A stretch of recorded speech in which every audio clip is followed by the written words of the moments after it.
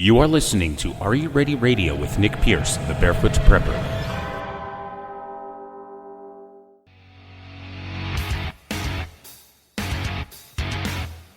Find Are You Ready on Facebook and Instagram at Are You Ready Radio. You can also visit our home on the web. Just go to nickpiercemedia.com and click on the program's link. If you missed the live show, you can listen to the show's archives on iTunes, iHeartRadio, Spotify, Google Podcasts, CastBox, Deezer, and many more, including our home on Spreaker.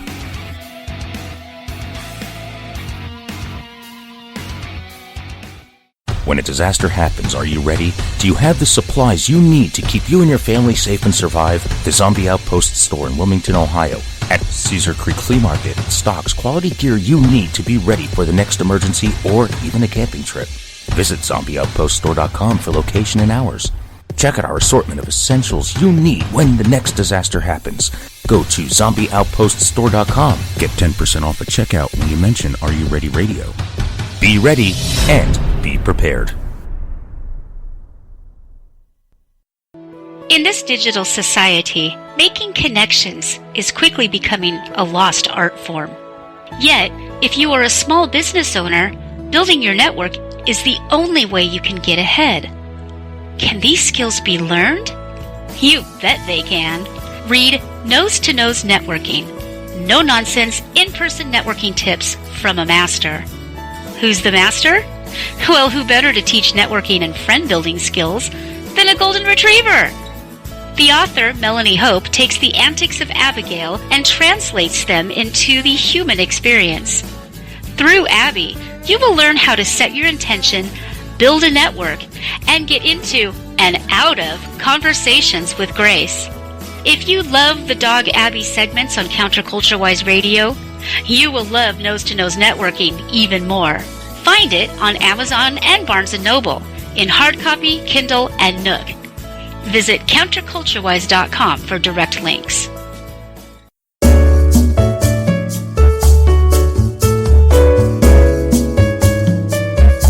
Greetings and salutations, Counterculture-Wise listeners. This is Maximilian von Riegelbieser inviting you and yours to listen to me and mine.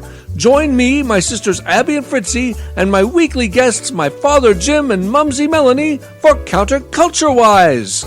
Max, it's not your show! And we're not your guests, Max. We're the hosts. You may want to rein it in a little bit, buddy. Very well. Tune in every Sunday at 6 p.m. Pacific at counterculturewise.com for our amazing live variety show. You can even chat with us. If you ask me, though, it should be called Counterculture Max. Counterculture Wise! Radio with heart in mind. Got a spare tire around that waist? Is your muffin top over the top? Do you binge eat uncontrollably? We are the government and we are here to help you. Here at our free FEMA weight loss camp, we have numerous ways to help you shed those unsightly, unwanted pounds. FEMA, or Fatties Eating Mitigated, automatically has a communist-style weight loss czar that specializes in centralized weight loss planning and communal extended fasting programs to shed that fat away in no time. Skin and boned means extra toned is the motto. Just remember, there is no way you can do it on your own. We will forcefully assist you into compliance. Failure is not an option in this utopian wonderland. How fantastic. Typical workout regimes include digging ditches and restocking them with dirt, building railways and more. Get life skills while you get lean. How do you join? Simple. Recite the Constitution in a public commons or violate the Patriot Act that includes simple misdemeanors. It's really that easy to get your own fenced-in slice of Americana. Stop being a fatty. The state is your daddy. If you like what you are listening to, we appreciate your support. A small contribution from you, the listeners, can continue to help bring you such content and help keep things going here, even if it's just $1 a month. Keep in mind, though, in the spirit of prepping, we believe in redundancy, so it's better to have more than one, but every little bit helps pay the bills. Go to nickpiercemedia.com and click on the Support the Show link. You can make a one-time or monthly contribution in any dollar amount. And again, thank you for your support and listening. Are You Ready is an NP Media Group production and is the official broadcast of the Zombie Outpost in Wilmington, Ohio. The views and opinions expressed during this broadcast are those of the host and not that of the station, advertisers, or its affiliates. You are listening to Are You Ready Radio with Nick Pierce, the Barefoot Prepper. You never know when an emergency is going to happen. Disaster can strike at any time. Whether stuck on the road, riding out a power outage, escaping a natural disaster, or surviving a doomsday apocalypse, what would you do? No matter the scale, whether 1 hour or 1 year, will you survive? You're about to hear what it takes to be prepared. Now ask yourself, are you ready? Have you ever heard the term prepper? What comes to mind? Some of you may think it's a crazy guy with a bomb shelter and an old army truck parked on the front lawn. Well, prepper simply is a person who is ready for almost any emergency, small or large. It's no different than on a rainy day taking an umbrella with you when you leave your home or putting a coat on when it's cold outside. So maybe you think you're prepared for a brief time in that environment. But what if a few minutes turn into a day or even a year?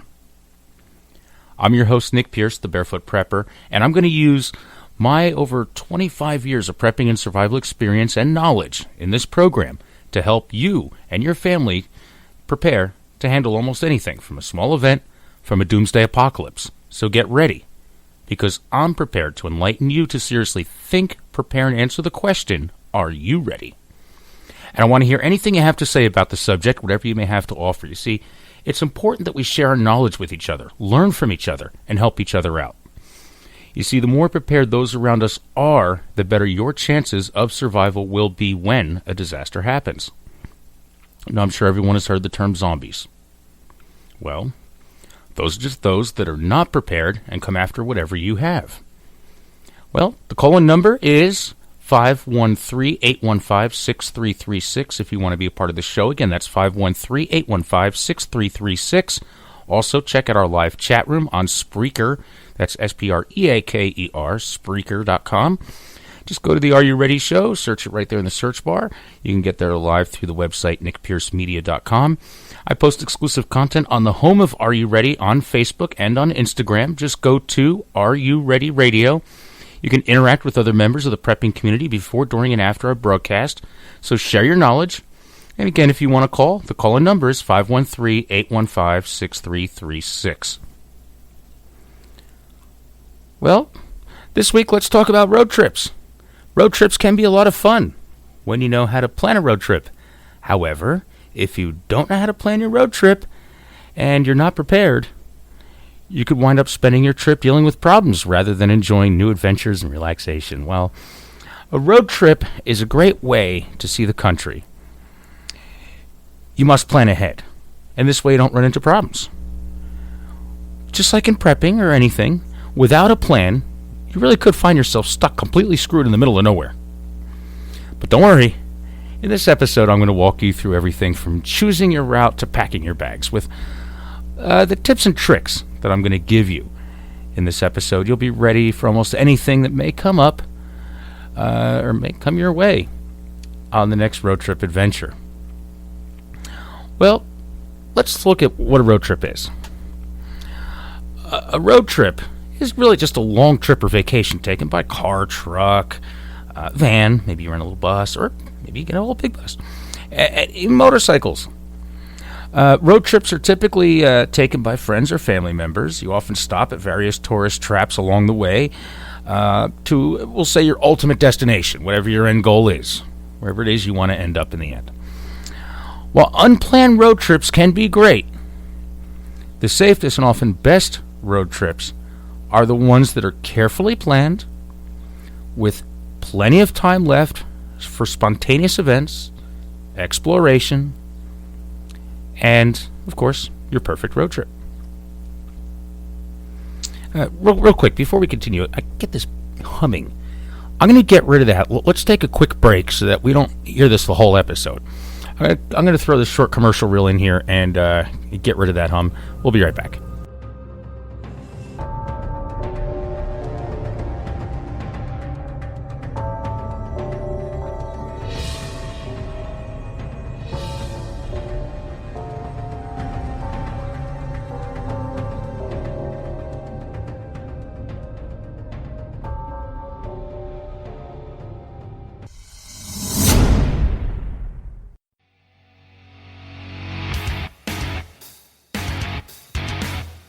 Find Are You Ready on Facebook and Instagram at Are You Ready Radio.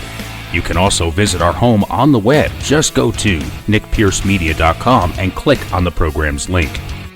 If you missed the live show, you can listen to the show's archives on iTunes, iHeartRadio, Spotify, Google Podcasts, CastBox, Deezer, and many more, including our home on Spreaker.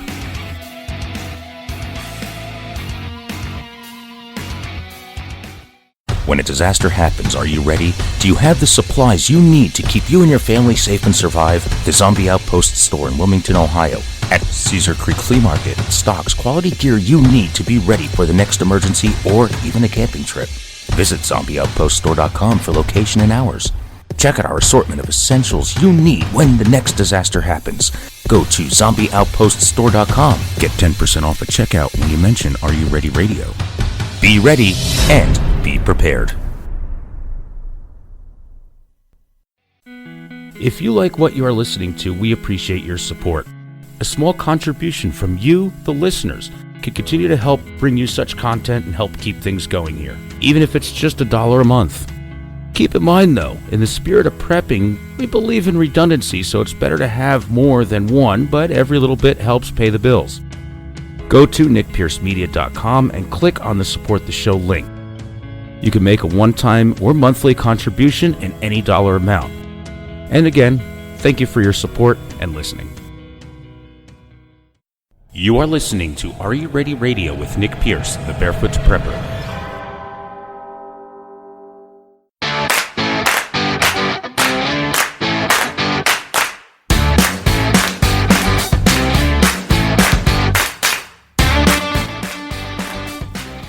All right, thank you everyone for hanging around. I'm Nick Pierce, the Barefoot Prepper. You are listening to Are You Ready Radio. Just want to make sure we got rid of that because it started creeping up as I'm talking, and I'm like, what is that? So hopefully we got rid of that. I don't hear it anymore, so hopefully it doesn't creep back on us while we're doing this. But I didn't want to continue with the episode and have it sound horrible. I mean, we could stop the magic of commercial breaks. So here we are. Road trips. That's what today's episode is about. And before the break, I think I got through the part where we discussed what a road trip is. And we're talking this week about planning your perfect road trip. So when you look at a road trip, really the main goal of the road trip is the first thing you want to look at. That's really the first step to planning your road trip. Is to decide to figure out who, what, where, and when your next trip will be. And determine who's going on your road trip and who's joining it, because this way you know how you're going on your road trip. Are you taking just the car? Is it just you and one other person? Is it you and a couple friends? How long you're going to be gone? How much luggage you need? How much room will you have? And really got to figure out who's going. Next, you want to plan where you'll be going. Is the trip to a national park? Are you going, we'll say, to Disney, the Mouse Land? And, Grand Canyon, Niagara Falls, Hollywood, the beach, from wherever you are.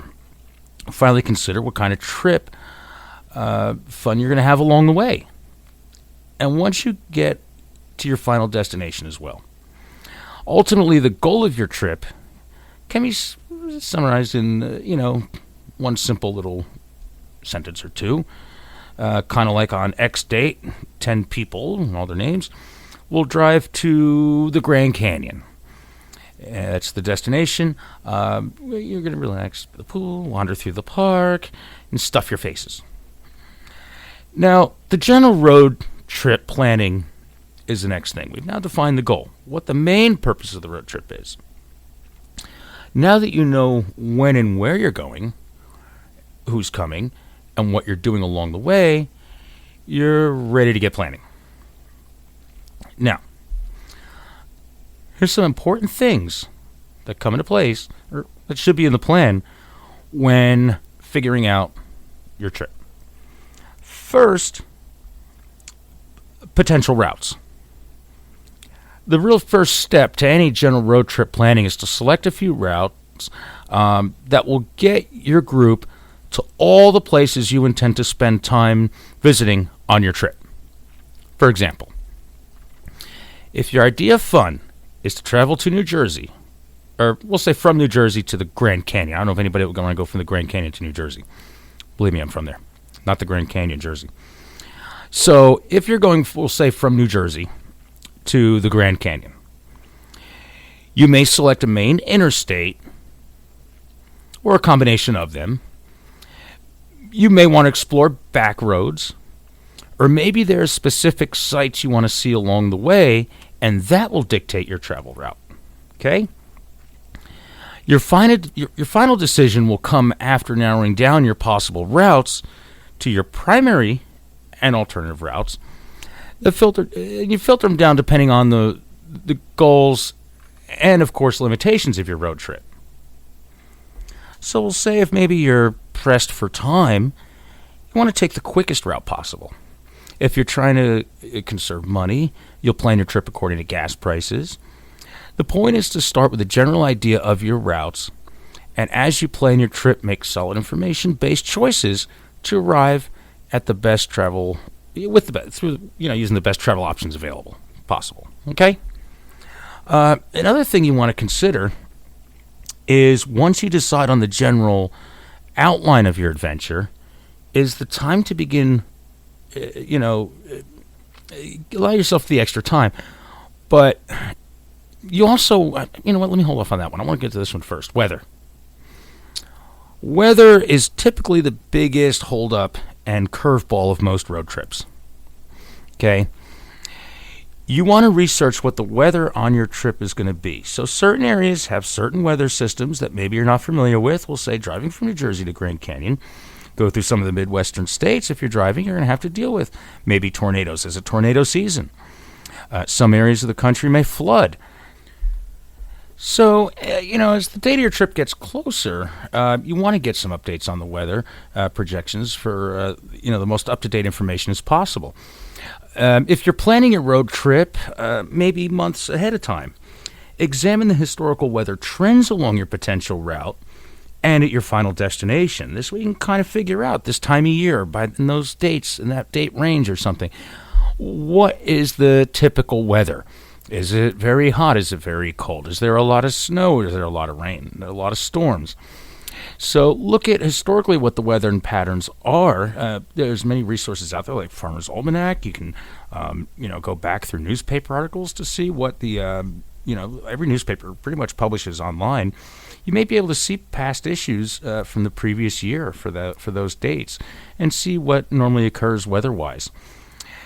Some weather issues to keep an eye on are high and low temperatures for each day, any significant adverse weather that may occur. Adverse weather is anything from rain, wind, dust storms, hurricanes, tornadoes, blizzards. Are you heading to the Gulf Coast during tropical storm season? Is it hurricane season? Perhaps you're driving through the Southwest, which does get a lot of sand and dust storms.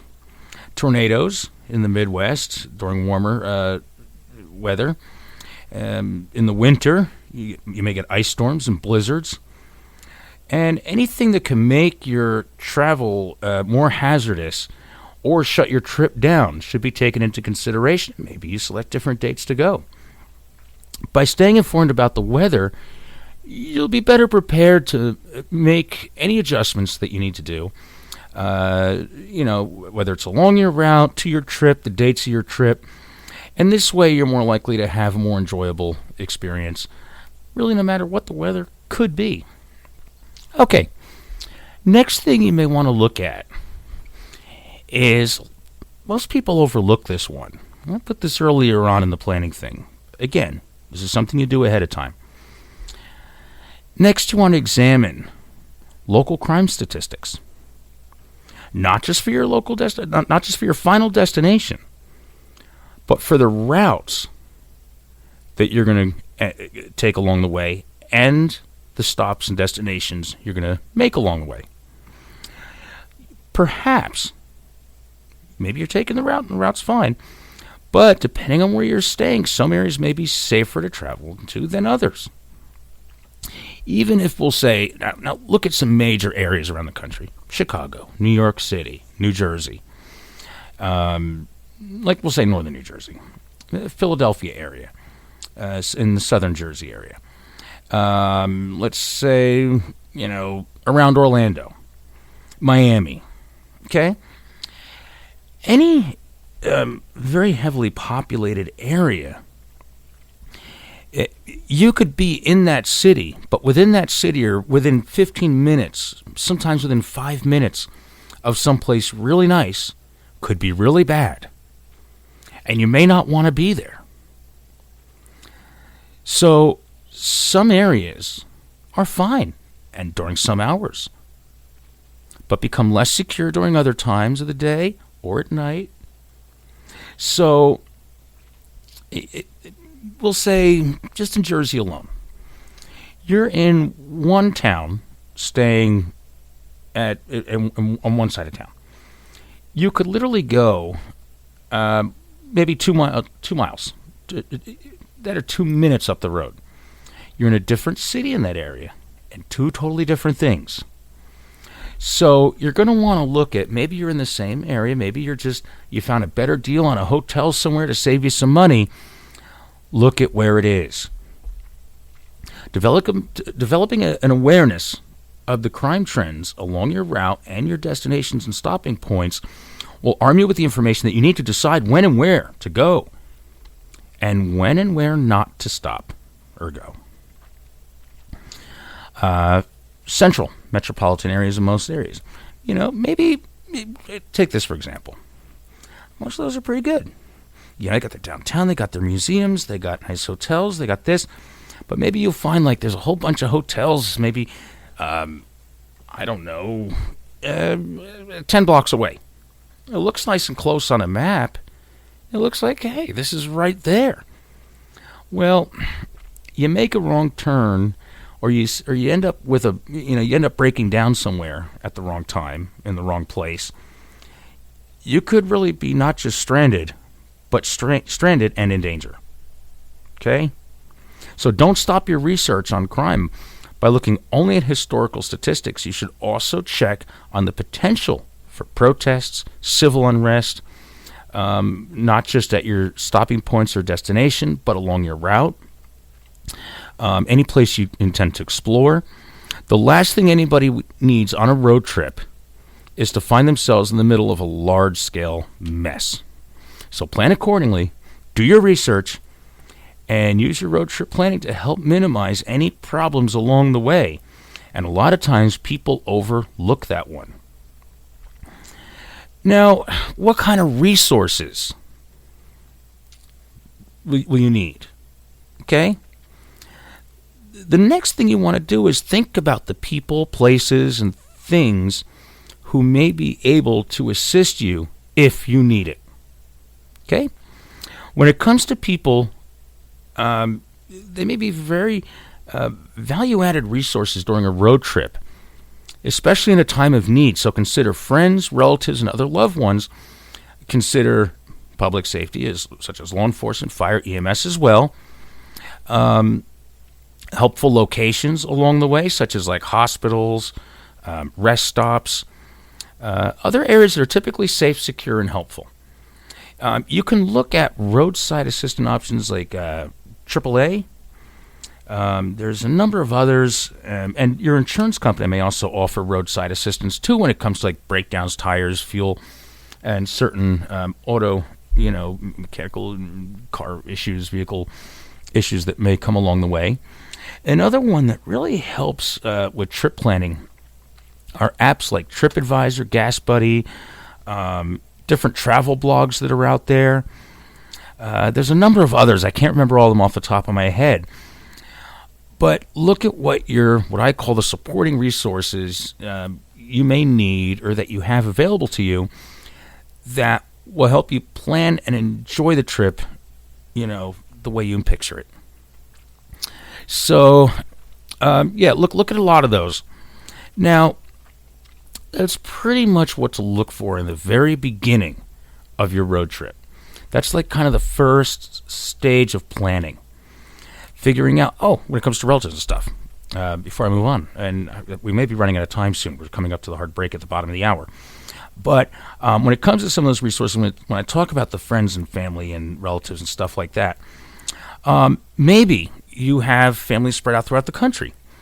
And if you know that maybe you had a really good friend of yours, a buddy of yours that you haven't seen in forever, you're making a trip out to, we'll say, maybe they live in the middle of Pennsylvania, and you're going from Jersey to the Grand Canyon, like we used in that example, the first example. If you run into problems in that area of Pennsylvania, to know that they're around. Maybe you have a relative then, or maybe part of the family lives another state or two over from there along the way. Maybe you want to plan your routes to maybe stop in and visit them, but you also know that they're not too far away. If something happens on the road, you do have some sort of backup or an additional resource, someone that's very familiar with the area, someone that can that knows more about it at least than you do.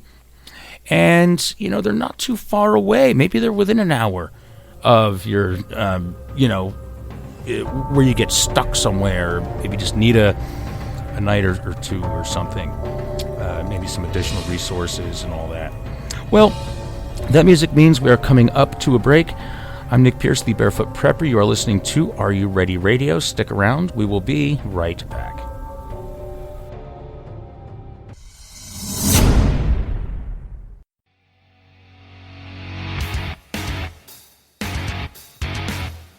Find Are You Ready on Facebook and Instagram at Are You Ready Radio. You can also visit our home on the web. Just go to nickpiercemedia.com and click on the program's link. If you missed the live show, you can listen to the show's archives on iTunes, iHeartRadio, Spotify, Google Podcasts, CastBox, Deezer, and many more, including our home on Spreaker.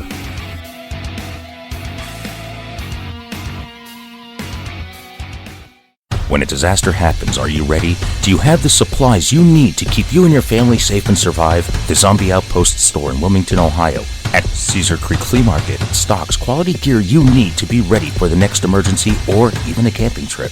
Visit zombieoutpoststore.com for location and hours. Check out our assortment of essentials you need when the next disaster happens. Go to zombieoutpoststore.com. Get 10% off at checkout when you mention Are You Ready Radio. Be ready and be prepared. In this digital society, making connections is quickly becoming a lost art form. Yet, if you are a small business owner, building your network is the only way you can get ahead. Can these skills be learned? You bet they can. Read Nose to Nose Networking. No nonsense, in-person networking tips from a master. Who's the master? Well, who better to teach networking and friend-building skills than a golden retriever? The author, Melanie Hope, takes the antics of Abigail and translates them into the human experience. Through Abby, you will learn how to set your intention, build a network, and get into and out of conversations with grace.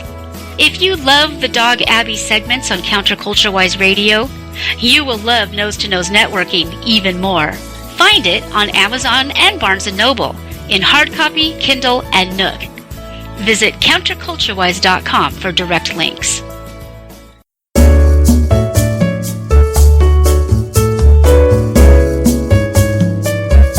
Greetings and salutations, Counterculture-Wise listeners. This is Maximilian von Riegelbieser inviting you and yours to listen to me and mine. Join me, my sisters Abby and Fritzy, and my weekly guests, my father Jim and Mumsy Melanie, for Counterculture-Wise. Max, it's not your show! And we're not your guests, Max. We're the hosts. You may want to rein it in a little bit, buddy. Very well. Tune in every Sunday at 6 p.m. Pacific at counterculturewise.com for our amazing live variety show. You can even chat with us. If you ask me, though, it should be called Counterculture Max. Counterculture Wise! Radio with heart in mind. Got a spare tire around that waist? Is your muffin top over the top? Do you binge eat uncontrollably? We are the government and we are here to help you. Here at our free FEMA weight loss camp, we have numerous ways to help you shed those unsightly, unwanted pounds. FEMA, or Fatties Eating Mitigated, automatically has a communist-style weight loss czar that specializes in centralized weight loss planning and communal extended fasting programs to shed that fat away in no time. Skin and boned means extra tone is the motto. Just remember, there is no way you can do it on your own. We will forcefully assist you into compliance. Failure is not an option in this utopian wonderland. How fantastic. Typical workout regimes include digging ditches and restocking them with dirt, building railways and more. Get life skills while you get lean. How do you join? Simple. Recite the Constitution in a public commons, or violate the Patriot Act that includes simple misdemeanors. It's really that easy to get your own fenced-in slice of Americana. Stop being a fatty. The state is your daddy. If you like what you are listening to, we appreciate your support. A small contribution from you, the listeners, can continue to help bring you such content and help keep things going here, even if it's just $1 a month. Keep in mind, though, in the spirit of prepping, we believe in redundancy, so it's better to have more than one, but every little bit helps pay the bills. Go to nickpiercemedia.com and click on the Support the Show link. You can make a one-time or monthly contribution in any dollar amount. And again, thank you for your support and listening. You are listening to Are You Ready Radio with Nick Pierce, the Barefoot Prepper.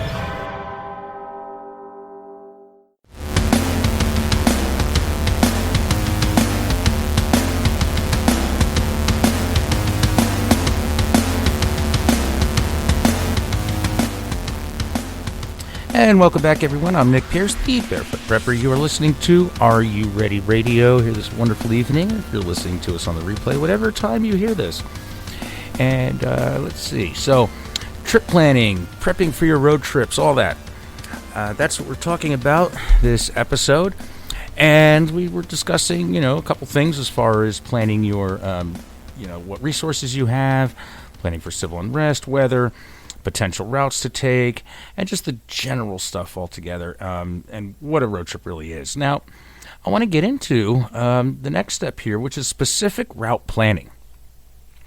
This is the part where now it's time to focus on where you're going and how you will get there. So, when you plan your road trip, this is the part where you're going to break down your trip, we'll say planner, into two essential elements. Those two elements are the number of vehicles going on your road trip and the individual phases you'll have during your road trip. So determine the number of vehicles. Consider you and your party, who's riding with it? How many vehicles do you really need to comfortably? Remember, you want to be comfortable on your road trip. You don't just want to pack 6 people in a little sardine can and with all their luggage sitting on their lap to be able to get in and out and be comfortable on these long runs of road that you're going to be on. So if your adventure includes just you and a friend or two, you may only need to have one car. However, if enough people are going, you may need 2 or more vehicles. Maybe you want to get like a bus, a van. Maybe you want to rent something if you don't have something like that available. And you want to make sure it's good and reliable too. You want to eliminate as many problems. And you want people to be comfortable. Then you want to decide on, we'll say, your phases of movement. Okay? Once you know how many vehicles you'll need and you'll be traveling in, you'll be ready to look at the different phases of movement for your, we'll say, trip itinerary. Moving from one place to another is a phase. Another phase is doing something once you get somewhere, such as maybe going into your hotel room, eating, wandering around an amusement park, laying on the beach, whatever. So for your road trip plans, phases will look something like just a general outline, I guess you could say. Take a piece of paper, say 1. You leave your home and drive to pick up so-and-so, maybe your best friend, maybe the other half of the family, maybe your in-laws. 2, everyone grabs a bite to eat at, we'll say maybe your friend's house. Talk about the trip. Then you move to the beach. So that everybody gets in their cars. They're going to, we'll say, stop 1. Everybody lays out and gets sunburnt and sandy. Everybody goes to the hotel after that. Everybody gets cleaned up for dinner. Then you're going to go to maybe one, or maybe you have a choice, or maybe you make a reservation someplace special that you've been meaning to go to. However you want to work it out. It's your dinner. Eat what you want. And then everybody, goes back to the hotel. We spend the night. And then day 2, we check out of hotel by such and such to hit the road to go to our next destination. And you do the whole thing all over again. Okay? You lay out the whole plan, just like an outline, a list. Just saying, day 1, day 2, day 3, day 4. Don't leave stuff out. Don't, we'll say by day 3, say, obviously we're staying in a hotel. You have to stay in a hotel every day. No, write it out, because this is also a checklist for you. Later on, when you go back through it, this is also a checklist for you that you can say, did we book the hotel in, we'll say, Myrtle Beach? Did we book a hotel in Orlando? Did we, you see what I'm saying? Did we make reservations? Did we find a restaurant? Did we decide what we wanted to do? Did we buy park passes for whatever? Do we need a beach pass? Do we need, you know what I'm saying? You want to make sure that you really outline everything that you're doing to make sure you don't skip a step, miss something, and then have to fumble around at the last minute trying to figure out, we never booked a hotel. I didn't know that it was spring break and everything is booked. Why do we even want to come here? If you're maybe 80, 90 years old, just doing a nice little road trip somewhere, and all of a sudden you end up in spring break somewhere on a beach because you thought it would be nice that time of year. Yeah, you forgot. People do go to spring break on college. I know it's been a while since you've been in school, but next thing you know, you're not getting any sleep, and Grandpa's hungover because he was doing shots at the Bikini Babes. So, not exactly the way Grandma planned it. Now, detailed map, if you find a place to stay. Yeah, you end up someplace thinking that, we didn't book the hotel. But that's okay. There's tons of hotels around there. Plus, it's like, it's only the spring. It's no big deal. Yeah, wait till you get to spring break. Everything is booked. Detailed maps, recon, and the route planning. Okay? This is the next part right here. So now this is the part that you're doing the detailed recon map and planning route. So when your vehicles and everything, the phases of your movement are sorted out, it's time to plan your trip's individual movement phase. That's pretty much what this is about. This is your detailed route planning, and this is where you're going to fill in the on-the-road gaps between each destination. It's a stopover for the night or an hour or whatever, certain progress you're making along the way. This is for all the places you have on your itinerary. So now you go through your outline, and you say, this is where you're going to expand it a little bit. You're going to plan the driving phase. You can use like Google Maps, Google Earth. There's other interactive maps like MapQuest, and you name it. Every browser has one. Whatever you want to call it, whatever you want to use. This is where you're going to kind of look at the maps. You're going to look at the roads. And what's nice about Google is you can change it to like Earth View and terrain view, all that. They have other things.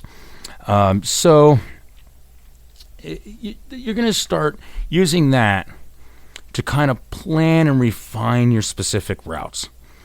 So look at the first thing. Like in the example that I used, you were going to your in-laws or your best friend, whatever we said. And you're going to leave there, and you're going to go to, we'll say, your first destination, which may be, I don't know, pick a time you want to spend on the road. 6 hours? 6 hours, you figure, in 6 hours going in that direction, we can get you to whatever, and there's an amusement park there. So now your goal is to, by the end of day one, to check into someplace, clean up after the road, get some rest. Maybe the next day you're going to the amusement park, spend the day there, spend another night in a hotel, and then move on. So this is where you're planning your routes, in between your destinations, in between the stops, in between the attractions or whatever it is you're doing along the way. So you want to understand your routes. And this way you can make better decisions along those routes, I guess we could say. You'll also be more informed of what you have to make adjustments, we'll say, on the fly while in the middle of your road trip. Depending on the software that you use, you can lay in like GPS, like waypoints, or use like software such as Google Maps. You can draw your road trip map directly into the software if you're directly into the website, if we're using that. So that comes in very handy. And then along with that, you also want to look at, we'll say, those different checkpoints and phase lines, okay, as I guess you could call them. As you work through your Google map, I'm going to just use Google. I mean, it's the most common one, and I'm more comfortable using that when I'm more familiar with it. I didn't really get a chance to do much research on some of the others before this, so I really don't know much about how they work or how accurate. I'm sure they're all accurate, but I'm not familiar with what to click where. But on Google Maps, we'll say, for example, with your road trip planning, you can include a few different phase lines for each day of your road trip based on your planner. So those include, like we'll say, major road intersections, bridge crossings. They can kind of keep you mentally and physically drive your trip into more manageable bite-sized travel segments. Because just going along, we'll say, going through like some of these Midwestern states, they're big, and they're long, and they're straight, and they're flat, and it all looks the same. Well, you will have certain points along the way that you can say, well, I know that once I'm here and I pass this, I know there's just maybe another hour, or we'll say 70 miles, 80 miles up the road where there is a gas station, this whatever bridge, or this is where the, whatever monument is, or this is where this big statue, the giant ball of cheese, whatever it is. Okay? So you label them on your map, okay? And this way, it really does, like I say, help break down that long chunk of whatever. And this way you can more easily keep track of your progress and your location along the way. So maybe you get out of the restaurant, you pull around, and you just made a wrong turn, and you start going back. An hour later, you're just like, we just passed that. That's on the whatever. So really, having certain, landmarks, other attractions along the way that maybe just are like, if we look out the window at such and such time, we're really to see, like, we'll say, the whatever cliffs of, whatever. What else? So label them on your map so you can, like I said, keep track of your location as well. Another good practice made easy with Google Maps, and of course there's others out there, is like the distance driving time between locations. So this can really help, because you may be doing this, you may have never taken that route before. Now, I used to drive back and forth between Ohio and Jersey, Jersey and Ohio quite often, even before I moved out here and a short time after I moved out here. So I kind of knew, I know what I'm in for once I see this. I know that I better stop here. It's getting late, I better get gas now because I know that everything is closed up ahead. So that idea of trip planning was more of experience and just doing that route all the time. You kind of knew it was coming up. You knew that, I hate this part of like the, depending on which route I was taking. If I was going the southern route to go down the shore from Ohio, or from the beach to Ohio from Jersey, I knew Pennsylvania Turnpike. I knew Route 80 like the back of my hand. I knew that, okay, even counting down exit numbers, when going east, the numbers go up, and you just can't wait to get out of Pennsylvania. So maybe knowing what exit number is the last one in Pennsylvania really helps. Macy signs Delaware Water Gap, and you're just like, yeah, we're getting close. But you also see a sign almost halfway through Pennsylvania that says New York 500-something miles. So that doesn't always help. But this way, it's a good thing to get into when using these apps and some of this mapping technology that's out there online, is just know the distance and your driving time between locations. It really does help ensure that you're on course, and maybe it helps provide extra time to enjoy your visit, maybe extra time at your destination when you do stop somewhere. And these should all be outlined along the way. Now, another thing that this also helps with are finding safe havens. Okay? And when planning your road trip, finding those safe places to stop. For example, we'll say locations that you can reasonably assume offer an increased level of safety or security should you encounter trouble along the way. Okay? We'll say major truck stops, police stations, fire stations, hospitals, maybe military bases. Find places that offer, that have a location open 24 hours, maybe with security or a large number of people. As you plan your trip, mark your destination safe spots on your map as well, all along your route. Not just close to where you plan on stopping, but everywhere in between. You want their locations, addresses, phone numbers, other relevant contact information, and that'll definitely help you if you're in a bind, if you're in a situation that what happened to the gas gauge? It said we had a full tank, and now it stopped. It looks like we're out of gas. Well, now you know maybe you have another stop, maybe a mile up the road. Okay, there's another exit. You know what mile marker it's at on the interstate if you're on an interstate. You know probably what's around. Now, the reason why I'm telling you to do all this on maps and on paper and use the internet at first, and maybe you want to print this stuff out, is because there are areas that you will drive through, especially on back roads, small towns, way out in the middle of nowhere, even stretches of interstate, where you will not have cell phone service. So plan on no matter where you are, you may not have service. Don't think that because you're close to a metropolitan area that everything is going to be working fine.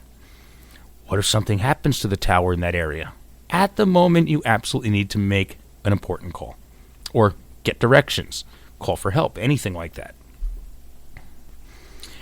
And right now, pretty much so far, I've just been talking about the main route, your main route that you may want to take to get there, the best way possible to accomplish the wonderful road trip that you have. Well, not everything always goes as planned. Roads sometimes have construction, floods, something wrong with them. They may be closed, detours may be put up, and sometimes, depending on the area of the country, there may be long stretches of road that you want to, again, plan on your GPS and your phones and all that not working. There's what's called PACE, the PACE plan. When it comes to your routes, okay, I'm going to explain this one to you. You plan your primary, PACE, P-A-C-E, primary, alternative, contingent, and emergency routes. So you have 4 different routes between each destination. Okay? So as you plan your routes, use this method so each step of the process, you can say, okay, day 1 we're going to travel from, we'll say, New Jersey to, we'll say, halfway through Pennsylvania. Okay? Maybe you're going to get to the border of Pennsylvania and Ohio, wherever you decide to stop. And you're on your way out to the Grand Canyon. Okay. You have your primary route. You have your alternate route. If that doesn't work out, contingency plan comes into place. Well, here's a third route, or the emergency route, depending on what, and you allow for time, and you know those routes. At least you may not know where they are, but you have found them, you've identified them on your map, the routes are planned, and it'll help guarantee if you're traveling along, we'll say the most scenic route off the beaten path, or maybe the best open roads, depending on your preference and trip goals, Maybe your primary route is one of those back roads, and your alternate is another back road, and your contingent or emergency route is the interstate. You still want to make sure you have a way to get to your destination, so that maybe you bought park tickets to something, or you're going to stop and see a concert at night for one of your favorite bands that doesn't have dates in your area, and they're only playing a few shows, and you can work that into your road trip, and you don't want to miss that event. Maybe your hotel's already booked, and you're not going to be able to change the reservation.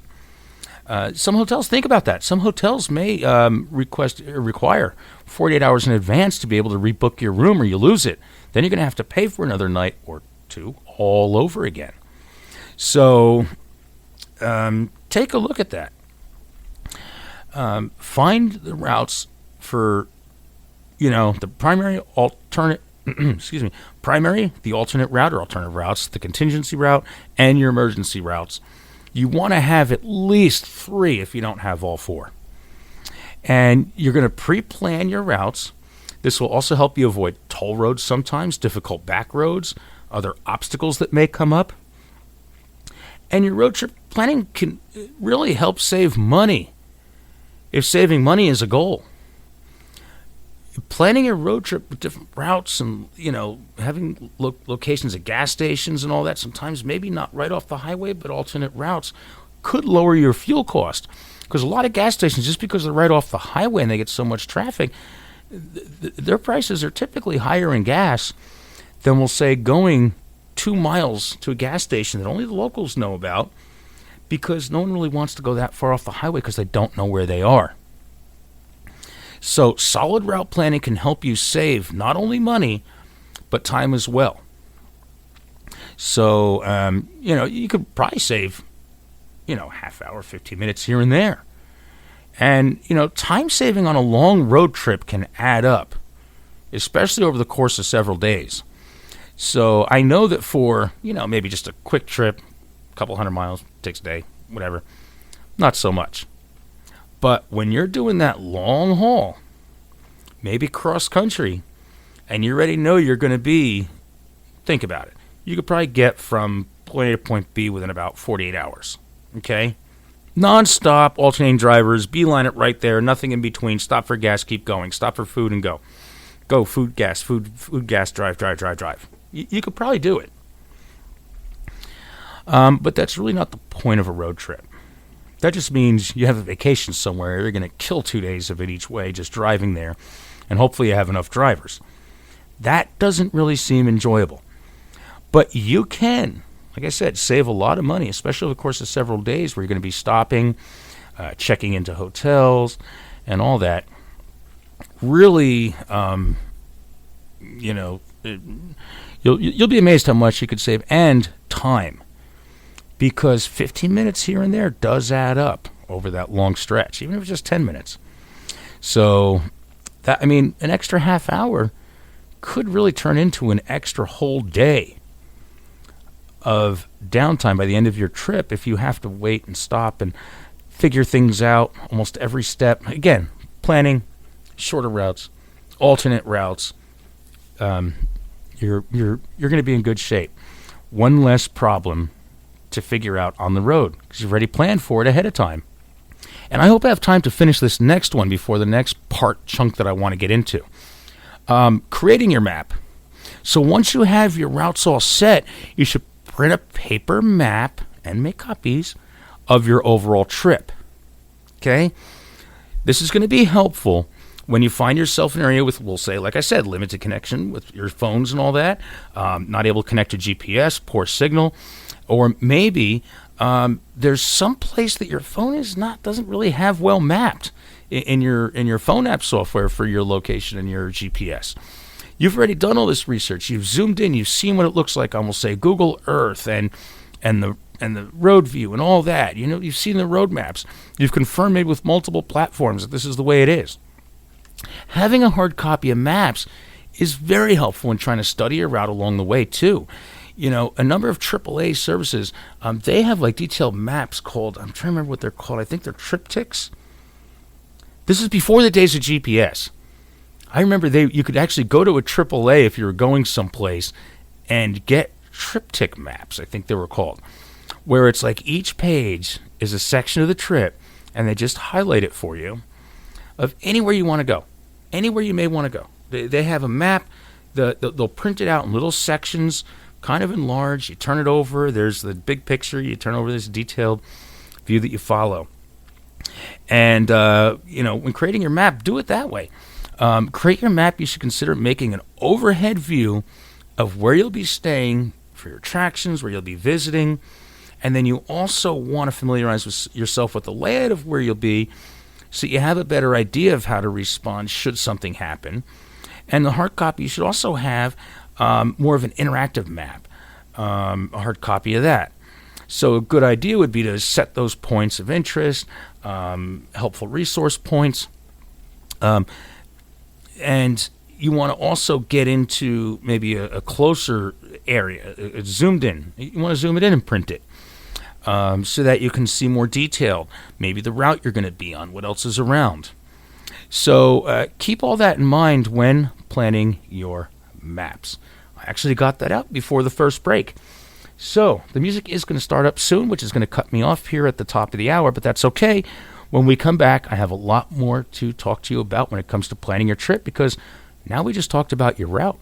What about your planning for your vehicle timing, lodging issues that may come up, attractions, the sleeping plan, security, and much more. So stick around. I'm Nick Pierce, the Barefoot Prepper. You are listening to Are You Ready Radio. More coming up right after this break. Stick around.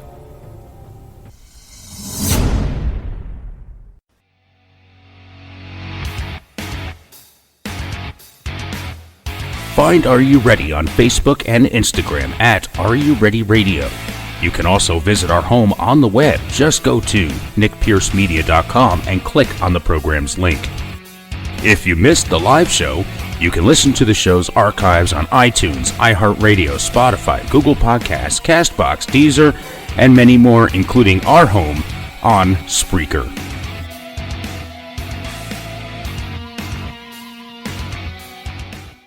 When a disaster happens, are you ready? Do you have the supplies you need to keep you and your family safe and survive? The Zombie Outpost store in Wilmington, Ohio, at Cedar Creek Flea Market, stocks quality gear you need to be ready for the next emergency or even a camping trip. Visit zombieoutpoststore.com for location and hours. Check out our assortment of essentials you need when the next disaster happens. Go to zombieoutpoststore.com. Get 10% off at checkout when you mention Are You Ready Radio. Be ready and be prepared. In this digital society, making connections is quickly becoming a lost art form. Yet, if you are a small business owner, building your network is the only way you can get ahead.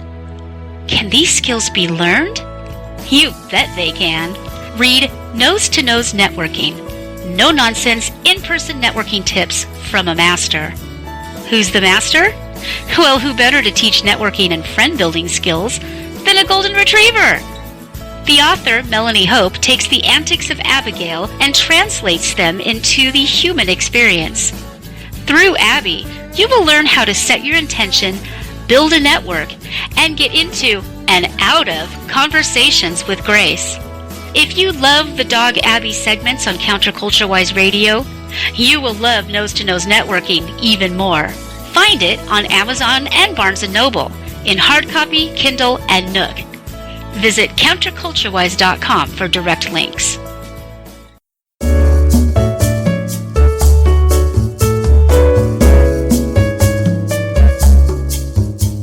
Hey, how you doing? This is Magic Pierce inviting you and yours to listen to some good friends of mine that have a show too.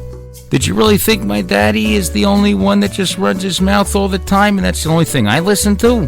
No, it's not. I got a show I listen to on Sundays.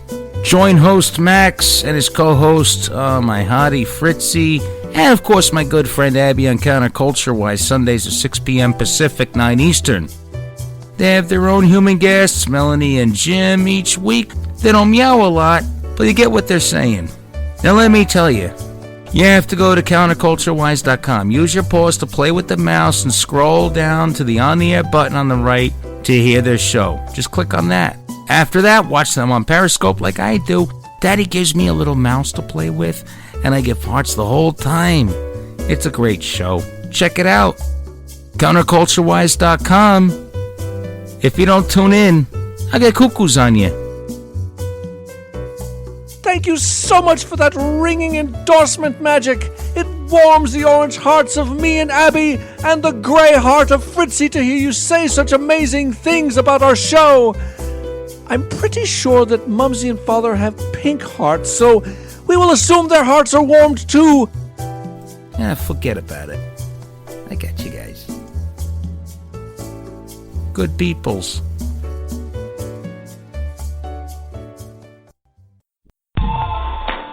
Got a spare tire around that waist? Is your muffin top over the top? Do you binge eat uncontrollably? We are the government and we are here to help you. Here at our free FEMA weight loss camp, we have numerous ways to help you shed those unsightly, unwanted pounds. FEMA, or Fatties Eating Mitigated, automatically has a communist-style weight loss czar that specializes in centralized weight loss planning and communal extended fasting programs to shed that fat away in no time. Skin and boned means extra tone is the motto. Just remember, there is no way you can do it on your own. We will forcefully assist you into compliance. Failure is not an option in this utopian wonderland. How fantastic. Typical workout regimes include digging ditches and restocking them with dirt, building railways and more. Get life skills while you get lean. How do you join? Simple. Recite the Constitution in a public commons, or violate the Patriot Act that includes simple misdemeanors. It's really that easy to get your own fenced-in slice of Americana. Stop being a fatty. The state is your daddy. If you like what you are listening to, we appreciate your support. A small contribution from you, the listeners, can continue to help bring you such content and help keep things going here, even if it's just $1 a month.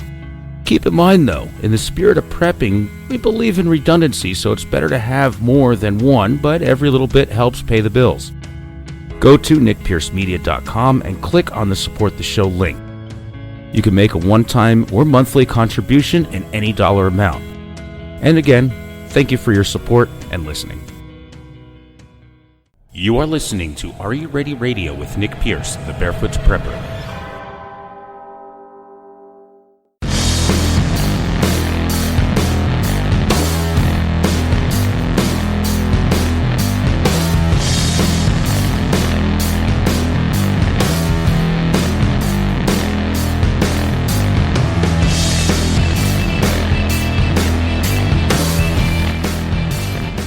All right, and welcome back, everyone. I'm Nick Pierce, the Barefoot Prepper. You are listening to Are You Ready? Thanks for sticking around through that interruption, and we are back. We're talking about road trips, planning a road trip, and, successfully enjoying your road trip, and a successful plan helps you ensure that.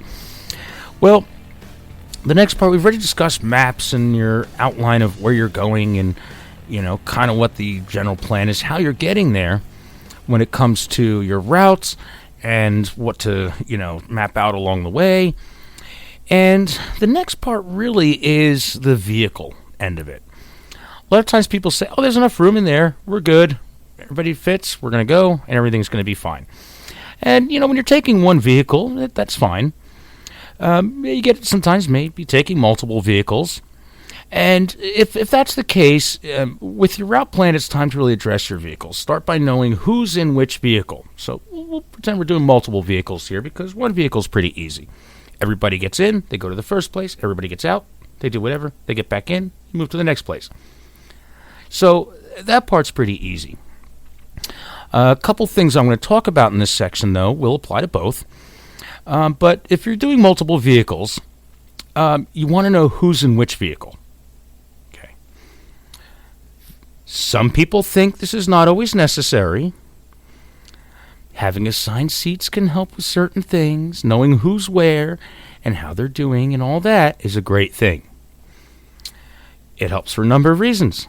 First one, siblings. People in the family that may not get along, and they're just like, I'm not riding in the car with that person. Maybe you want to separate the two children that are always bickering over something. Maybe each vehicle has a little DVD, a little entertainment system, and they can never agree on what to watch, but you know that you don't want to hear it for however long that road trip is. In our example we're using, we're going from New Jersey to Canyon. So, that's a long trip. So, if you're using multiple vehicles, separate the fighting children. Let's see. Some of the other kids may not want to be in the car with the baby, if you have a baby going. So, take some of those into consideration. Having assigned seats, like I said, can help you know who's where, and if there's an emergency, you now know, who's where, but you know that whatever they may need, should the cars get separate vehicles, whether you're doing 2 buses, 2 vans, 2 cars, motorcycles, whatever, if the party gets separated from the other vehicle, what if their medication that they need is in the other vehicle? So it's important in that aspect as well. This will also help, keep people from being left behind. So, another thing to help out is to have maybe one person in each vehicle in charge of that vehicle, aside from the driver.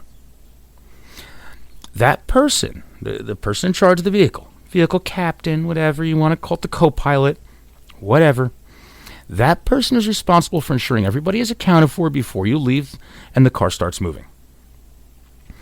Accountability means physical seating, directly communicating with each person in the vehicle. And if it doesn't happen, you could, like I said, you could run the risk of leaving someone behind.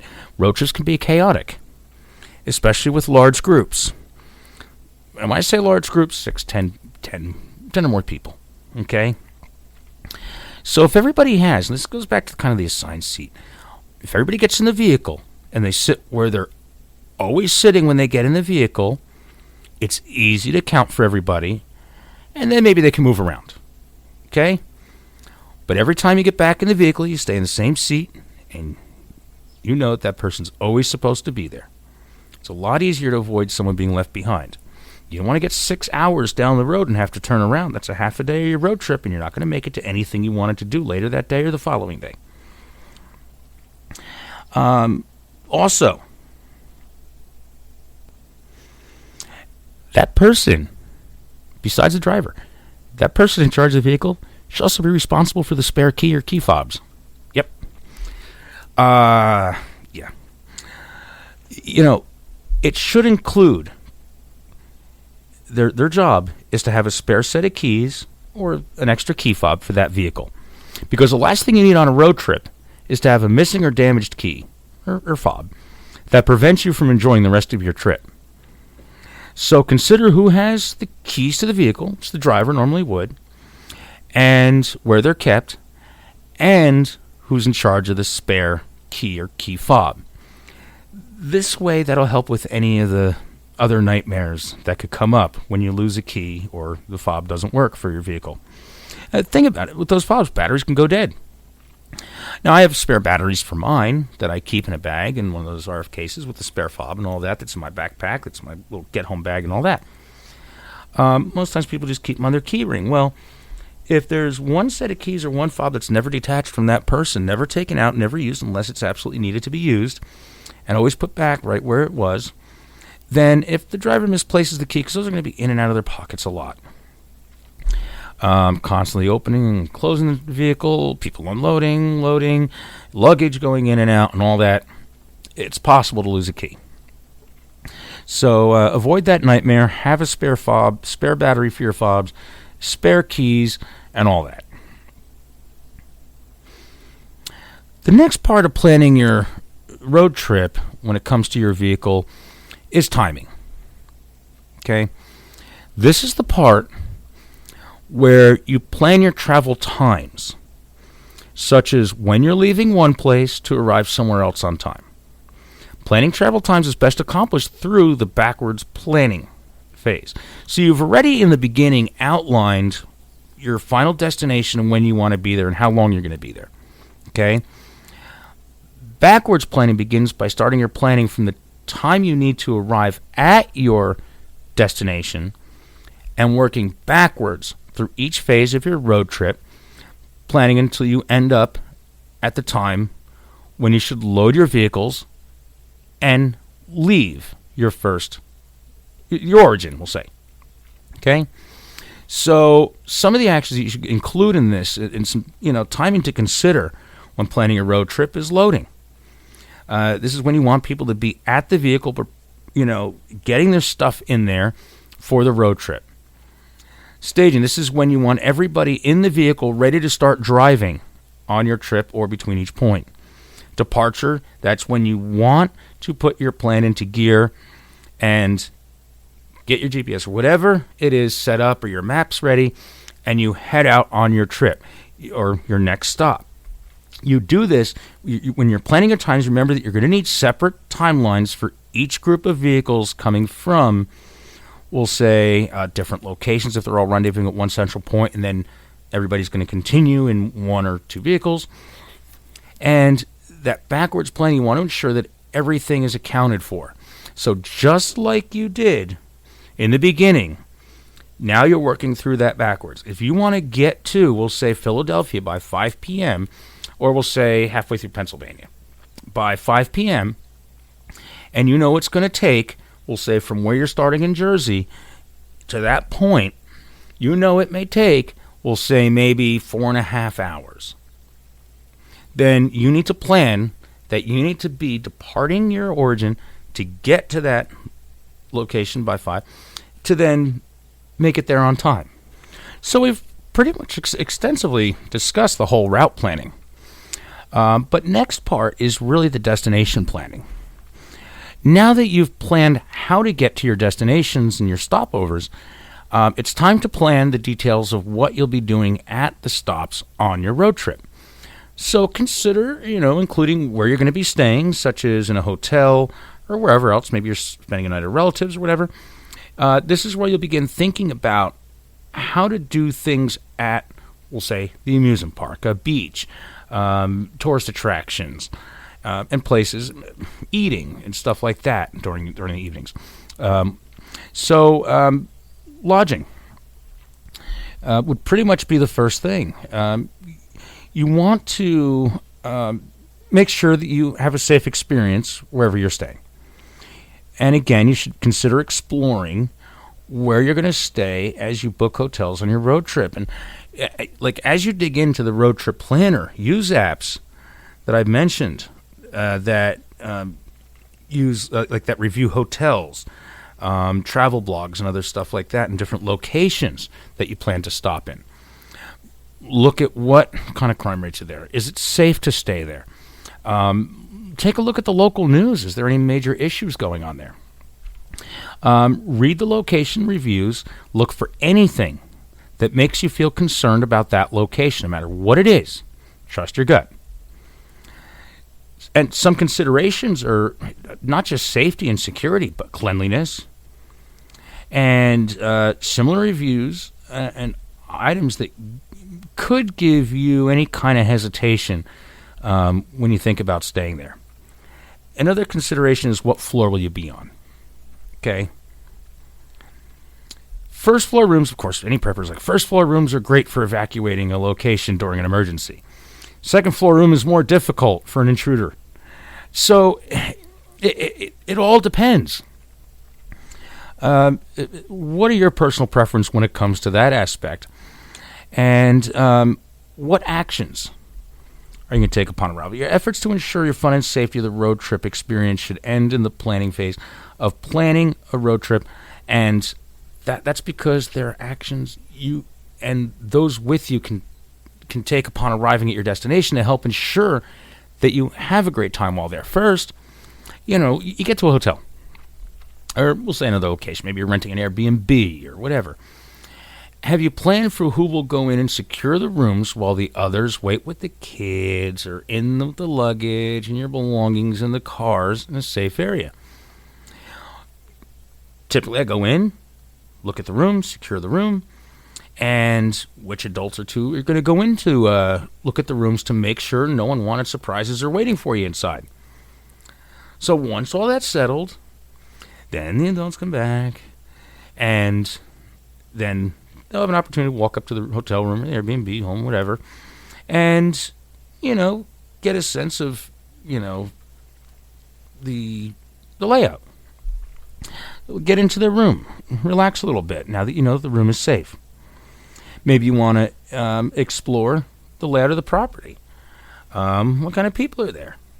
What their attitudes are towards other tourists and stuff like that. Understand the layout of the land could also help if emergency happens. Where you're going. But walking around, examine the rooms. Do they have exterior access? That could be an issue, like sliding doors, windows, anything like that. We'll say on the ground floor. Are the locks working? Is there any other access? We'll say, or exits to maybe we'll say evacuate in the event of an emergency. And what does it look like? Look at it sometimes from an intruder's perspective. So, you want difficulty accessing it when it's locked and secure, but you also want to make sure that you have an easy evacuation plan.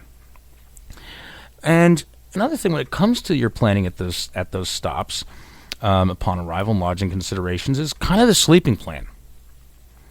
So it should this whole part should kind of include a sleeping plan if there's enough people, where if you're sleeping in multiple rooms, who's sleeping in what room and where? And sometimes this really isn't that important for a small number of adults or people. Maybe you're going to share a room. It's just you and maybe your best friend, and maybe it's your spouse and the two kids. Everybody just shares a room. But sometimes when in large groups, you kind of got to know where the adult's bedroom is in relation to the children's bedroom. A room is kind of critical. Are you split up in different rooms? Do they have adjoining rooms that the kids can still have their own place? They're not underneath you sleeping on the floor or on cots or air mattresses, but while the adults step on them when coming out of their beds. So where the location are and where they're going to be sleeping, you don't want to be at one end of the hallway and the children be all the way at the other end of the hallway in their room in a big hotel. So you want to kind of look at that ahead of time and look at that as part of your lodging plan. You may want to reconsider the sleeping arrangements. So if we'll say that does happen because maybe things are very booked, it's a very popular time of year to be there, it's very busy, and maybe rooms do get split up, is maybe having an adult in each room with a bunch of kids, and it's just the way it works. This way, at least you can kind of supervise them. At least they're not by themselves if something happens. And you can keep them from sneaking around at night, too, if you want them to stay in bed. And really, speaking of security, regardless of where you stay, hotels do seem to be pretty safe.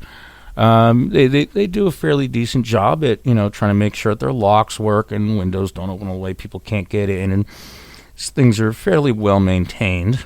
But you really want to make sure that you designate someone, if it's other than you, to be responsible for securing, especially if you rent like an Airbnb. A hotel's one little box.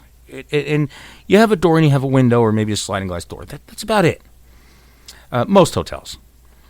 When you go into like an Airbnb and it's someone's house, you may have multiple access points to come and go. Normally, and you'll have multiple windows. It's sometimes a whole home. So who's going to be responsible for securing that house or room at night or before you leave? Okay? Whoever does that, they should really walk the property. You want to ensure that everything that should be secure is secured. They should also, make a trip to the vehicles, check on them, make sure they're locked, make sure nothing like someone's phone was left on the hood or on the roof, or, the baby's not still on the trunk. The designated security person, if it's not you or someone else, should really be vigilant about anything that looks or feels out of place or off. And you don't want to be that person. They don't want to be that person where after a tragedy does happen, be the one that says, well, I thought something didn't seem right. Anything that looks out of place or feels off should be identified right away. It should be looked into and addressed to assess what could this cause. Let's see, that's really all I can think of when it comes to lodging or your hotels, Airbnbs, homes, whatever it is. Staying at relatives' house, obviously, it's a lot easier. Let's see. Attraction. Of course, so we'll figure, okay, if I can think of anything else for lodging, hotel stay, whatever it is, I'll get back to it. But again, I can't think of anything off the top of my head, but my next little note here that I have is about like different attractions and stuff. The details, which is kind of the attractions are the best part of the trip. The places you've traveled to, or these are the places you're going to have fun in. If you're going to a large venue, does everybody have a map or way to get there? You understand the location layout, where the exits are, as far as the attractions that you're going to be in. You'll also want to create a plan for what to do if anyone in your group gets separated at an attraction. This plan really does tell your children where to go. It's kind of the first thing you do, walk into an amusement park. It's like, if we ever get separated, everybody meet back at this will say giant tree, or this sign right here by the main gate, or by that water fountain right here. This is where we're going to meet. If any of us get separated, when we're looking for you, we'll know to look for you here. If you're not here, we know something may be really wrong or something terrible happened. So come up with that plan. Not just for one member of the group, but anyone in that group, or maybe an entire group itself. Have set meeting, planned times. So in other words, okay, you're going to go over there. Maybe a couple of the adults are going to take some of the little kids over to the little kiddie rides over there, and the big kids are going to go on some roller coasters. So, well, set up a time, say, okay, well then, do you think 2 hours would be enough? I think we could probably do about half the kiddie rides, and the big kids could probably go on 2 roller coasters by then, but we'll check back here in about 2 hours, 3 hours, whatever. And, make sure that your children, especially younger ones, they become lost, don't just, they understand the plan, what to do. But if they feel in danger, lost, or threatened, let them know it's okay to scream. After all, child scream will get people's attention, so make sure they know how to scream. What else? Oh, of course, make sure they don't, yell help unless they actually need help. Fire's another one. Don't yell fire if there's no fire. But let's see, what else is in my note? Responding to problems. So, teaching your kids and, making sure everything's fun and entertaining and everybody knows, kind of the plan, things could go wrong. But, hopefully you've done everything to minimize the potential problems during a road trip. Okay? You may have already. Even when you've probably done your best to avoid any problem that may arise, you may have to deal with one or two. Maybe the whole trip. Hopefully the whole trip's not a disaster. I mean, if you did a lot of planning up front, there's very few problems that could happen. But it's important to remember that you're on a road trip and the goal is to have fun. Explore maybe new areas. You also have to be flexible. You have to be understanding that situations change. And not just you, the one planning it, but everybody in the group. Everybody coming with you needs to understand that things could change, and people just need to be flexible. Now, there's a lot of good things and bad things, that could happen. That you and the person running a show, or maybe you're running a show, and other people there may need to flex on. Maybe a new restaurant is open and people want to go there instead of elsewhere. There's maybe a disaster happens somewhere. Maybe one restaurant burned down and you can't go to the one you originally planned on. Maybe there's only one other restaurant within miles of the place. Maybe you're on your way there and you find out that the restaurant's no longer there, and you figure, well,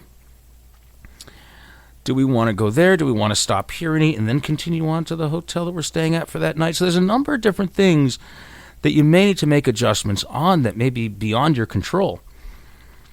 In the end, while every problem is unique and you have to be fluid, there are some essential mindset tips I'm going to say to help you consider your options when responding to, we'll say, a problem during threats, dangers, change of plans, whatever may happen, okay? We'll say for threats and dangers, okay, en route to whatever location or whatever, okay? A couple steps to take when responding to a problem during your road trip is first, secure your people. Make sure your family and loved ones on the trip with you are safe and secure. Then you want to get away from any threat. Establish time and space between yourselves and the threat, okay? You remove yourself away from it, okay? If you have to, you deal with the threat. If you can't get away from the problem. If it has to be dealt with, you deal with it. Call for help if you're able to, maybe as soon as possible. If not after the event, not during the event, at least call after if you need help. Move to the nearest safe area. Remember, you probably have spots mapped out along the way, at least you should, of areas that are safe to go to hopefully get help that you need along the way. So if things don't resolve, if you can't get them resolved, move to your nearest, most accessible, designated, safe spot that you've mapped along the way. What else? Splitting up your group. Okay, what if your group splits up? Really, I don't really have much on this. I mean, yeah, if your group gets split up, it could be a problem, but you can also split up your group to avoid threats when it comes to that. If you separate over a wider area, you might find it's way safer to, probably split up if you have to, and then get to a safe place, and then you get back, together with each other. When splitting up, though, I do want to say this, when splitting up, though, in a group, there's really, I guess, 5 main things to think about when doing that. So I don't know if splitting up would be the best option, but if you do end up having to split up, remember these 5 things. Going. Where are you going? Okay. Who are the others going with you? What is the time for your arrival and return? You want to explain what to do, what happens if you don't return, and any action. So explain the actions to take if you don't arrive, return, or something happens while you're gone. Splitting up is kind of one of those things, but those are definitely 5 points to think about. Now, another thing to really look at when it comes to all this, let me just see if I have enough time. No, music's already going. Well, stick around. We'll be right back after this quick timeout. I'm Nick Pierce, the Barefoot Prepper. You're listening to Are You Ready Radio. We'll be right back.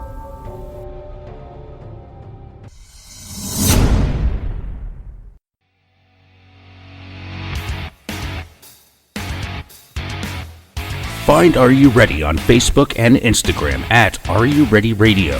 You can also visit our home on the web. Just go to nickpiercemedia.com and click on the program's link. If you missed the live show, you can listen to the show's archives on iTunes, iHeartRadio, Spotify, Google Podcasts, CastBox, Deezer, and many more, including our home on Spreaker.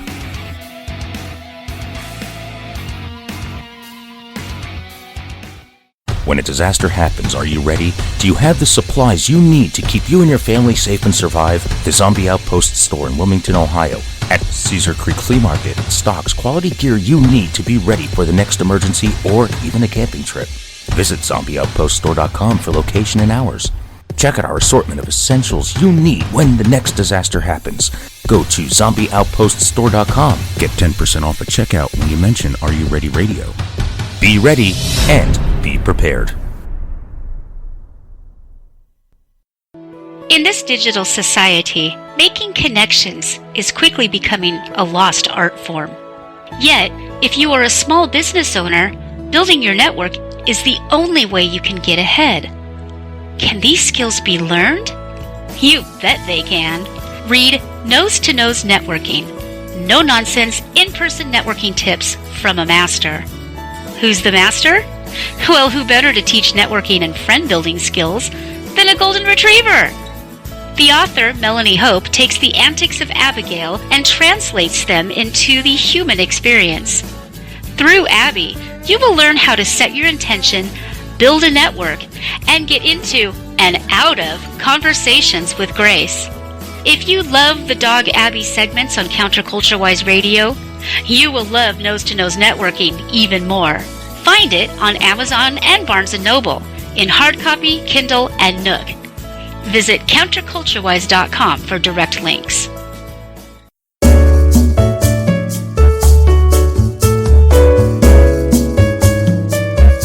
Greetings and salutations, Counterculture-Wise listeners. This is Maximilian von Riegelbieser inviting you and yours to listen to me and mine.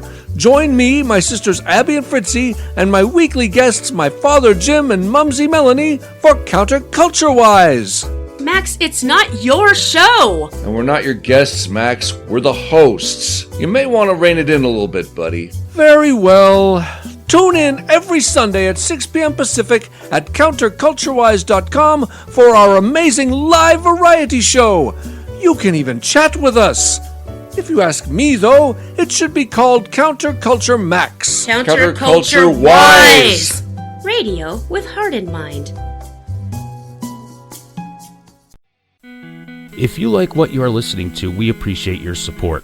A small contribution from you, the listeners, can continue to help bring you such content and help keep things going here, even if it's just $1 a month.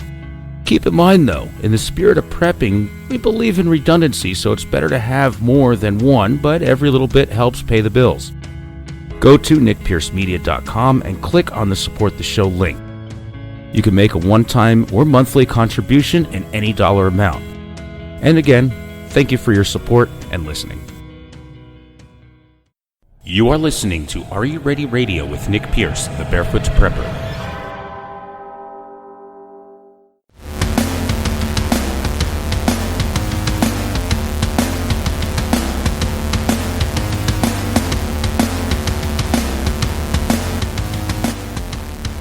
And welcome back, everyone. I'm Nick Pierce, the Barefoot Prepper. You are listening to Are You Ready Radio. This episode is about road trips. And I was just going through some of my notes and some points I wanted to make during this episode. And there's actually still quite a bit we have to talk about, and there's only a half hour of time left, actually less than that now, after those commercials. So this may actually turn out to be a two-part episode, or two-part show. This episode, I'm going to cover the first half, because there's still a lot I want to get into. Some more nitty-gritty details, and everything from like navigation, vehicle leader thing, other security things, everything from like different diversion safes, your medical kit, just GPS, certain things to, things to consider when it comes to like maybe personal protection, self-defense items based on where you're traveling to, different restrictions that may come up, what to use in lieu of certain things, food and water, your go bags, even just your vehicle, just making sure you have jumper cables, jacks, and all that. So there's a lot that I really want to discuss that I think we're running out of time for. So I could tell I think we're definitely going to run out of time. Way too much to cover, but I will cover what I can in this first part of the road trip prepping, and then we can always pick up where we left off next week. So I was looking at, before the break, we're talking about splitting up, I guess, some of the ways to go about it if you absolutely had to. But as far as specialty tasks, not everybody knows everything, and you want to have a good assessment, especially if you're traveling like maybe with extended family, friends, maybe their family, and you may not know everything about them. But knowing, my big thing is any specialty task, I think the most important one would always be medical, first aid. During your road trip planning, make sure that you or someone else plans for medical issues. Okay? You don't have to be a medic to do this, though. But do you have a stash of, we'll say, over-the-counter medications with you, so anybody that becomes ill doesn't really ruin the trip, okay? For themselves or others. I mean, we're talking about everything from anti-nausea, anti-diarrheal, even just simple antacids, some simple, headache relief, pain relief, anything over the counter, maybe some antibacterial creams, you name it, okay? Number of things could come up, and you really don't want to scrap a whole trip over typically what would normally be like a minor medical issue. Have a few ace bandages, know some basic first aid, know what to do. You're going to be in a vehicle, so you want to also know in case there's an accident, and sometimes you may be going through the middle of nowhere and help may be a long ways off. You may want to make sure that you know CPR, how to handle bleeding. So think about different events that may happen on the road in the event of a car accident, and try to plan, learn some first aid knowledge on that, and maybe more than one person in the group should know. You want to also look at, maybe learning CPR. That's a huge life-saving thing, especially on a long car trip, because you never know what's going to happen. You also want, if someone else gets sick or hurt, who's going to handle it? What if something happens to you? So maybe you may be the first aid guy, the medic, the nurse, the wife that works in the hospital and knows everything to do. Maybe you're a doctor or something. But what if something happens to you? Is there anybody else there that can assist you, or that knows as much as you, if not at least a little bit? That can handle whatever the situation. Who's in charge of calling 911? The last thing you want is, 10 people in your party all calling 911 because something happened. So this kind of goes back to maybe that vehicle leader, whatever that we spoke about earlier in the program, because, who's the one that kind of takes control of the situation and assesses what's going on to be able to address it. So then once you do call 911, okay, make sure that person understands how to quickly relay information, and to ensure that you include all the important information needed for the first responders to, deal with the situation. For example, the victim, whoever's injured, okay, there's what's called MIST, okay? It stands, MIST, okay? It stands for, let's see, the medical complaint, okay? Give them the age, sex, mechanism of injury, and or the medical complaint, okay? I'm trying to remember all this now. It just came to me. Injuries or inspections, okay? Whatever injuries you have or whatever you observed. If you're able to get their vital signs, what their vital signs were when you took them, and then any treatment that you gave them. That was it, okay? Now, I think I got that right. Yeah, I got that right. Okay.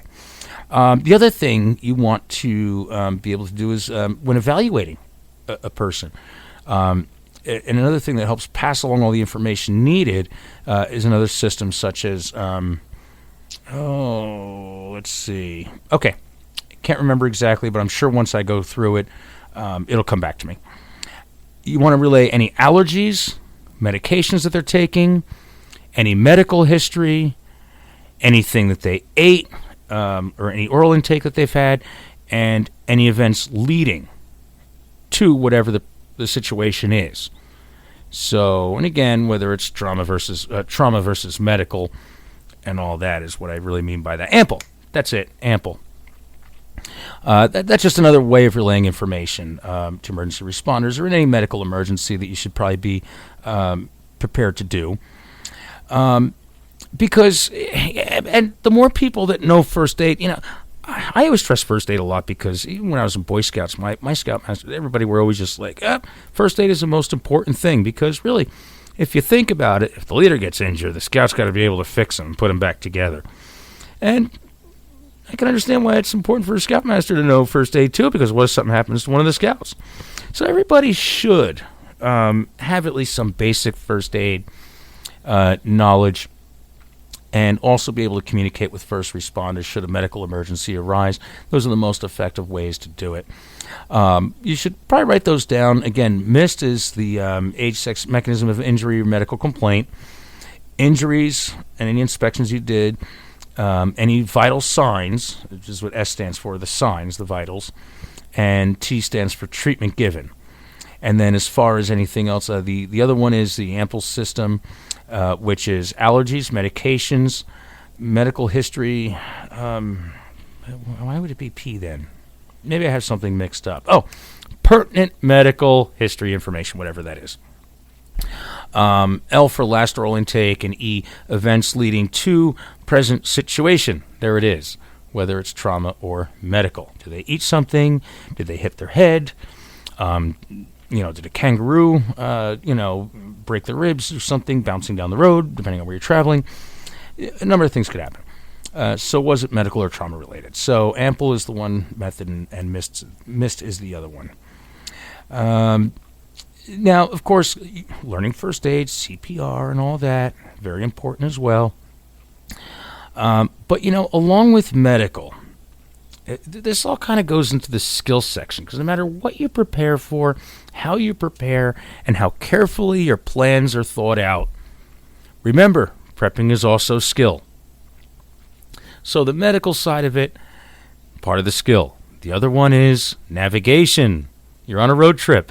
The most important part is being able to navigate, to make sure you do not get lost, stay on course, can read a map, go in the right direction, and make it to your destinations, not just safely, but when you're supposed to be there and you get there. So, road trip planning, you may want to have someone to track your road trip progress as you drive along your route, across the country. Someone always, a lot of times some people say, I shouldn't say, someone always says, but anytime I plan a road trip, we didn't use the GPS. Why is it such a big deal? When the GPS doesn't work, and you'll be surprised. I can't say it's wasted time, but I spent a lot of time sometimes planning a road trip, and with the maps and everything I'm telling you, and I never need them, which is good. Because, in the age of GPS, it really does help. But through remote areas or, national parks or, some other locations with very limited signal, GPS or Google Map coverage, is actually quite horrible. So if you think that everything's going to be fine whether your GPS works or not because it's like, sun rises in the east, sets in the west. What time of day, what's the weather? Let's see how this works out. Sometimes when traveling through the country, your GPS may not accurately update right. I know that there's been a lot of, improvements to it over the past few years. But I went out to Vegas a few years ago, and my GPS was a little off. It really couldn't quite tell where I was half the time. So it was constantly, struggling with, I don't know why. Now, when I powered the phone all the way down, rebooted it, and all that, it worked better. But it was still a little off. So if you have someone, or at least you, are pretty versed in navigation methods, and they're in charge of the maps and all that you made, and that someone always knows where you are and is aware of any options just in case there's something wrong with your primary navigation, like your GPS, and it fails you. And if they can be responsible for making sure that you get to where you're supposed to be safely and on time and all that, it's a big help.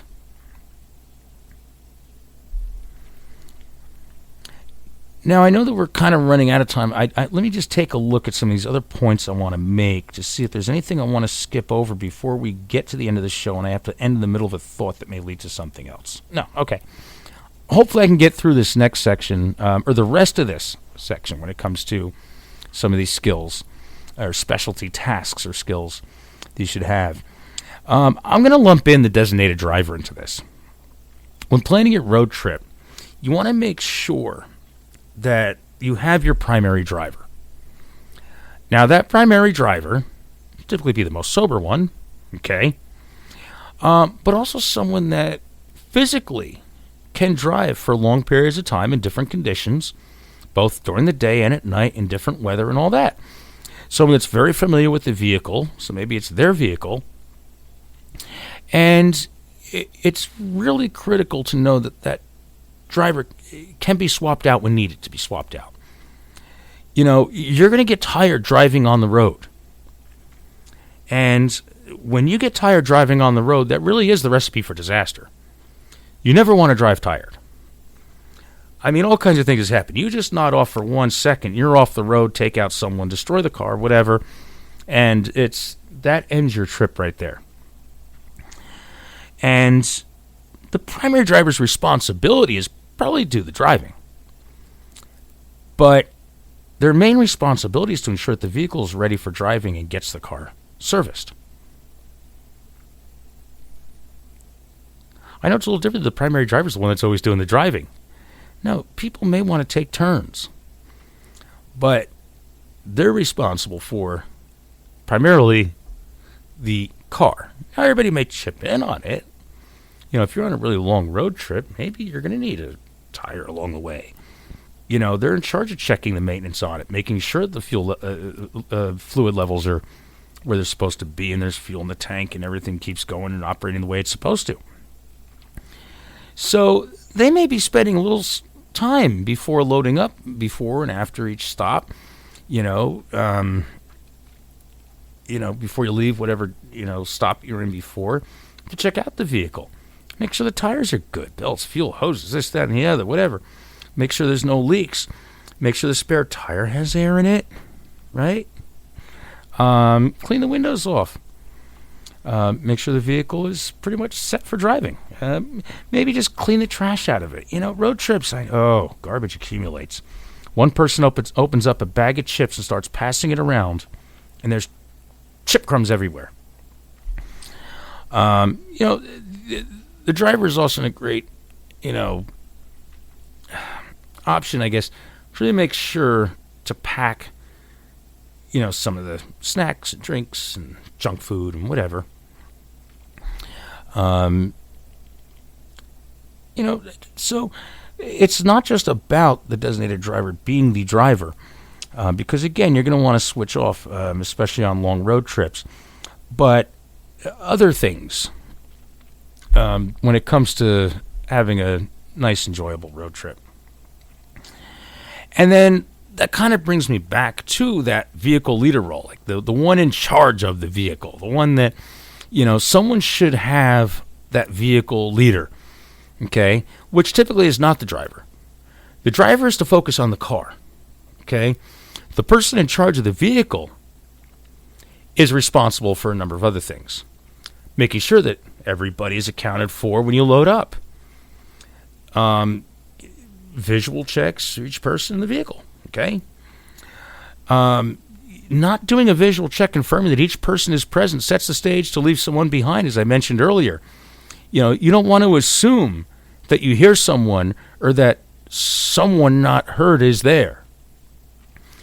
So you got to be very conscious of that. You got to be deliberate about it. You don't want to leave someone behind. A vehicle leader will often be the same person monitoring the journey's progress, handling any issues that arise. So-and-so's not feeling sick. Fine, we can find a place over here. They're tapping their GPS. They're looking at the maps. Maybe they're the ones that are changing the music or changing the DVD for the kids to watch in the back. There's a number of things that vehicle person can do. Everything from just keeping everybody happy and quiet and leaving the driver alone to let him do its job, or refereeing. And what I'm going to do is then, let's see, security. Let me squeeze this one in here while we still have time.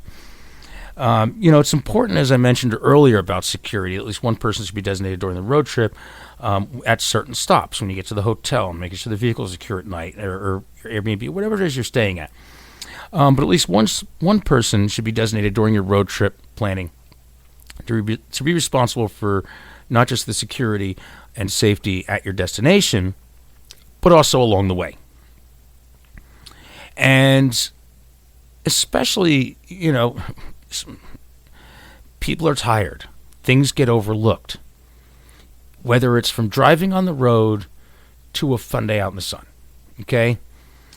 They should be responsible for checking to make sure that the vehicle is secure, not just at rest stops, but at, making sure that everybody involved in the vehicle is safe and secure, making sure luggage is secure, making sure that personal belongings are, accounted for, helping, to make sure they're accounted for. Maybe that person is also, because you don't want to lose a cell phone. You don't want to leave a weapon behind or something, You don't want to leave your luggage behind. That's kind of all part of it. Someone with a sharp eye that is has awareness and knows what they're looking for. Making sure that doors on the cars are locked. Making sure that the vehicle is secure. Maybe you just have to pull over. There's no rest stop, and someone really has to pee, and little Johnny won't stop until he either blows up all over in the car or we pull over somewhere to let him go. So... maybe just making sure, the driver makes sure there's a safe place to stop. Someone's on the lookout looking for oncoming traffic, cars or something if you really need to be on the side of the road. This way little Johnny can pee. Really when debating the security person, like I said, find someone maybe that has a background in that. Alternates. We have time to squeeze this one in. Having an alternate to take over if something happens to the person in charge of a specific task or role is great. You want to have a backup. Using the example of medical, maybe the person primarily in charge of medical is the person who's the doctor or the nurse that works in the medical field. And maybe someone who's first aid merit badge, maybe a lifeguard or a Boy Scout somewhere that has first aid training, or maybe someone who's also an EMT. Maybe they're the backup. Okay? Same thing, we have backup security. You have backup drivers. You have, you always need to have a backup for that person based on whatever role it is that they perform. All right, so I'm going to pause there. There's a lot more to discuss and talk about when it comes to planning for a road trip that we just didn't have enough time this week. So this is going to be a two-part episode because I don't want to get in the middle of the next section here and then have to stop in like 2 minutes. So next week, next week will be part 2 of preparing for a road trip. Well, I hope that I helped you seriously think, prepare, and answer the question, are you ready? I'm Nick Pierce, the Barefoot Prepper. I would like to thank everyone for tuning in and the support you give the show. Our guests, the callers, our friends in chat, listeners, clients, customers, everybody at the store, everything. Find Are You Ready on Facebook and Instagram at Are You Ready Radio. You can also find us on the web at nickpiercemedia.com. Click on the program's link. Find us on your favorite podcast platforms and on our home on Spreaker. To contribute to the show, go to Nick Pierce Media and click on the Support the Show link. Are You Ready Radio is the official podcast of Zombie Outpost in Wilmington, Ohio, and is an NP Media Group production.